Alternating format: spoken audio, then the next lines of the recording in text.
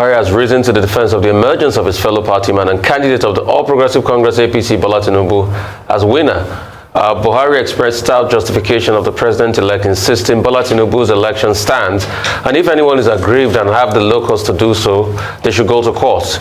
The president's comments were contained in a piece put together yesterday by presidential spokesperson Mohammadu Buhari as a takeaway from Buhari's recent visit to Doha.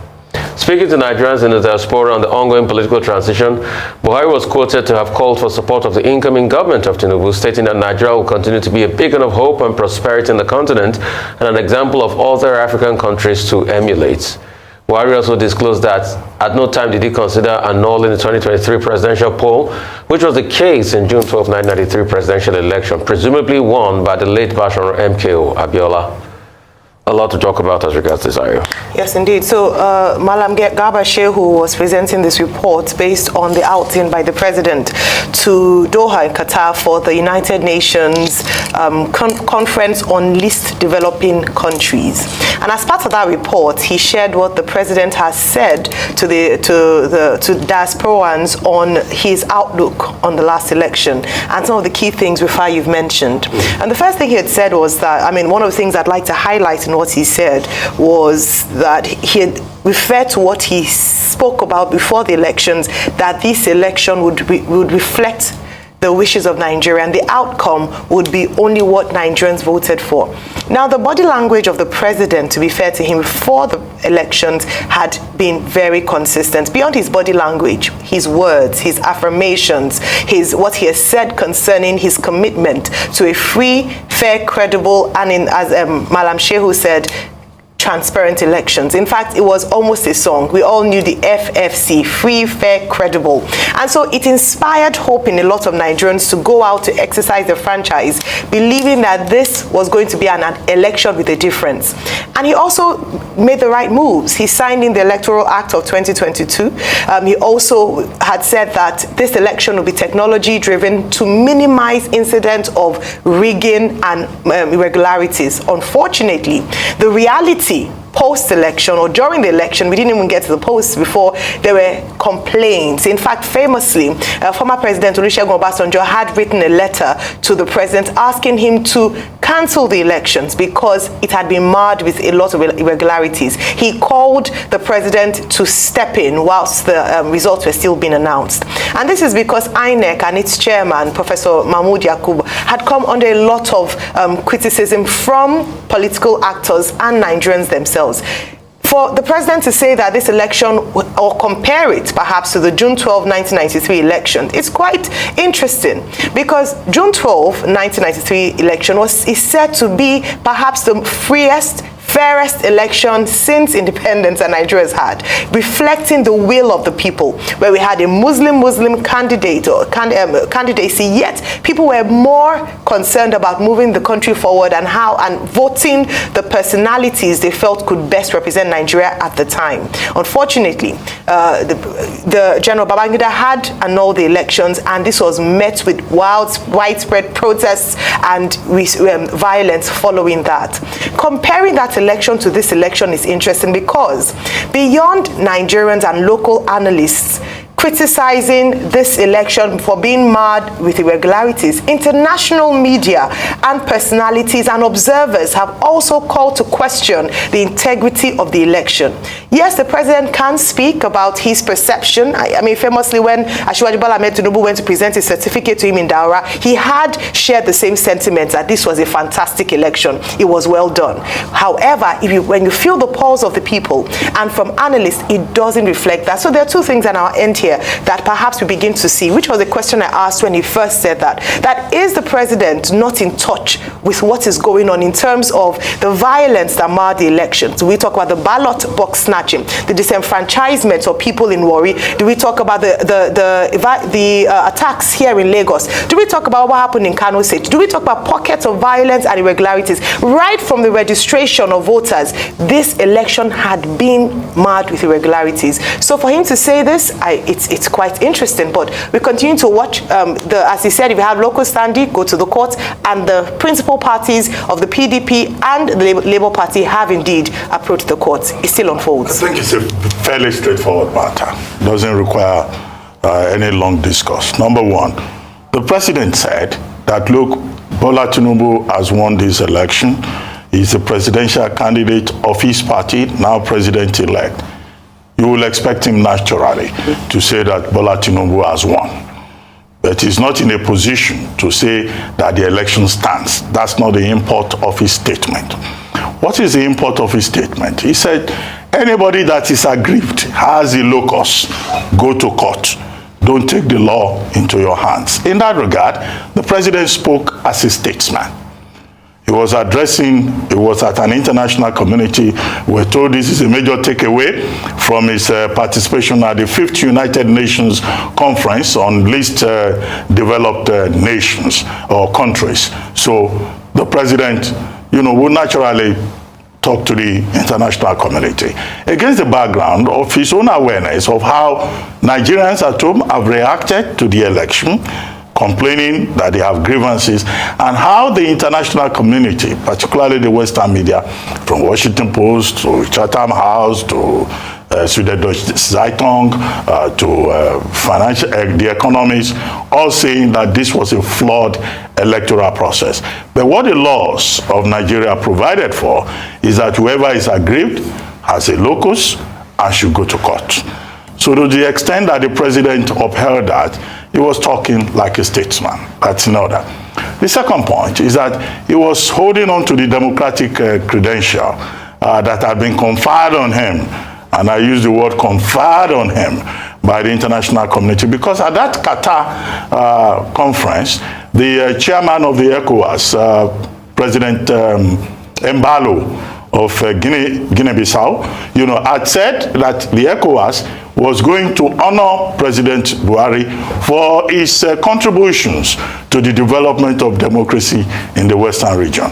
Well, if you go to a conference and they tell you are a symbol of democracy, of course, you will make the right statement. The third point was what he said about he never had any intention to annul the general elections of 2023. He was comparing it with the 1993 general election that was annulled. Well, even if he wished to, he would not have been able to, because the circumstances are different. In 1993, Nigeria was still under the grips of the military junta. In 2023, Nigeria is in a military dispensation. The leader of a presidential democratic contest such as we have will only be causing chaos if he or any of his acolytes or allies pretend that they could, by fiat, annul the elections that brought out millions of Nigerians, and for which 93.4 million Nigerians were registered as voters. So in that regard, that's a no-brainer.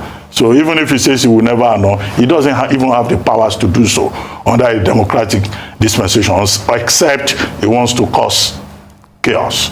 The fourth point, however, is the contribution of the president at that conference of least developed nations on sustainable development, and Nigeria's contribution in terms of joining other countries of the world to stress the importance of the SDG goals, the social development goals, which came after the Millennium Development Goals. The need to combat poverty, the need to fight climate change, the need for concerted global action to ensure sustainable development in the southern, the underprivileged part, in the global equation. Nigeria being part of that conversation, and President Buhari representing us as the chief foreign policy officer of the country, I think was a good idea. And, that's the important thing.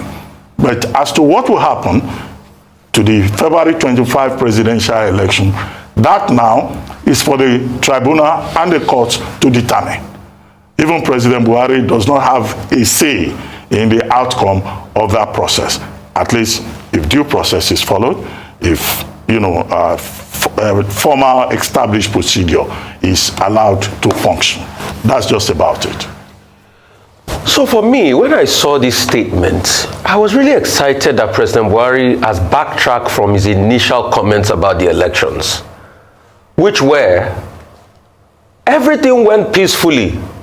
There were no irregularities. Nobody died. My God. I'm happy he has backtracked from that. In this statement, what he said was that there were irregularities alleged by people, and the way to go is the court. At least this is different from calling the elections free, fair, and everything good that he did when the presidential candidates of the APC and President-elect Bola Tinubu went to visit him in Daura. So this is a departure from that. And the truth has to be said. For us to be able to deepen democracy, we must have leaders stand up tall. Because a country is only as strong as the institution.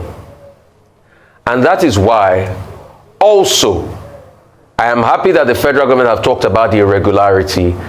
But the question is, what will be done as regards Independent National Electoral Commission's irregularities? The court will decide that. Like the court has decided in a case to come as regards TVCs and PVCs, temporary voters cards and the likes. We'll review the story very soon here. We are in a democratic dispensation, and we are back to democratic rules since 1999. We've had like 7 iterations of election cycle. We will abide by the court. But in abiding by the court, Nigerians are also calling on the judiciary to stand tall. In recent times, people have lost confidence in the judiciary. And people are taken aback. And the judiciary too has not re-established that level of confidence. We all saw here when the Supreme Court was reacting and abusing a Nigerian for writing articles about how he feels about the Supreme Court judgments, which the Supreme Court should never do. So I think most importantly, the eyes of the people are on the Supreme Court judges as this case pan out. And the truth has to be told. Nigerians will look at you critically. And whatever you do in the determination of this will deepen or destroy democracy in this country. And that's why a lot of Nigerians are imploring you that please do the best you can for the country in accordance with the law. No pressure. President Mohammadu Buhari going to Doha. Yes, one of his last outings, as things will be wrapping up for him on May 29, saying up all the good stuff, talking about things on the diplomatic front, you know, making a case for Nigeria. But the most important question is, and what behoves on this new administration, is how to repair our image that has been damaged on the international scene. Because anybody that is right thinking about Nigeria should know that when all those countries say things about Nigeria with their media outlets, the Economist, the Times and the likes, it feeds back to the way and the perception an average Nigerian citizen is treated. So the next government has to repair that image. And how do we repair the image? We repair the image with justice and integrity. So for me, I'm happy President Mohammadu Buhari has backtracked. And now from his statement, the presidency has been able to say, yes, there were irregularities, unlike the first one he said. All right?